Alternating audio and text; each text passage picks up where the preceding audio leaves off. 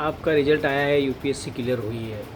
किस किस प्रकार से आपका संयोग रहा है, किन किन लोगों का महत्वपूर्ण योगदान रहा है इस यूपीएससी सफलता में? इस सफलता में सबसे बड़ा योगदान तो मेरे परिवार का है, जिन्होंने इतने समय तक मेरा पूरा साथ दिया और मुझे हर किसी ज़िम्मेदारी से या चिंता से मुक्त रखा और सिर्फ़ ये कहा कि तू पढ़ाई कर, अपनी पढ़ाई पे फ़ोकस कर।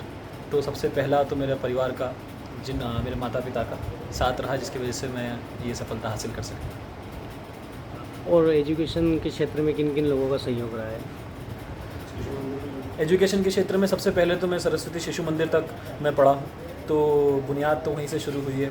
उसके बाद भानपुरा में श्री मती कमला सकलेचा से मैंने स्कूलिंग की है बाकी, तो बहुत बड़ा योगदान स्कूल का रहा।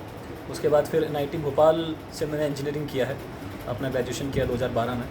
तो इन तीनों संस्थानों का मुझे सहयोग मिला, जिसकी वजह से मैं ये प्राप्त कर सका। अच्छा, कठिनाइयाँ क्या क्या रही है इस पूरे सफ़र में?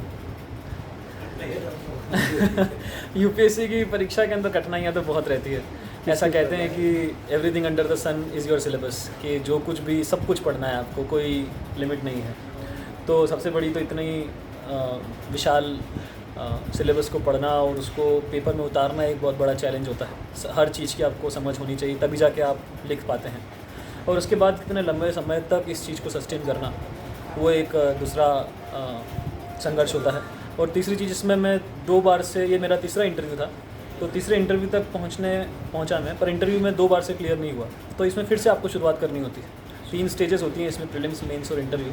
अगर इंटरव्यू में फेल होता है तो फिर से प्रीलिम्स लिखनी होती है, फिर 5 लाख बच्चों के साथ बैठना होता है। तो वो एक बहुत बड़ा संघर्ष इस परीक्षा में मुझे आपने अपने जीवन में दृढ़ निश्चय किया था कि यूपीएससी करना है?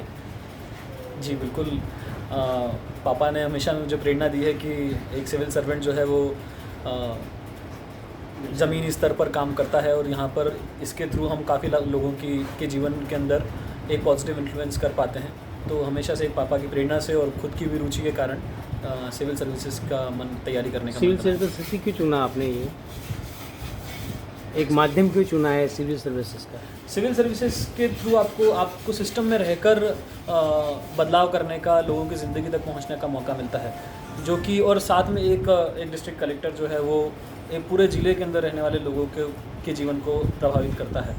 तो आपका जो स्कोप ऑफ वर्क है वो काफ़ी ज़्यादा होता है, काफ़ी तक लाखों लोगों तक आप पहुँच पाते हैं।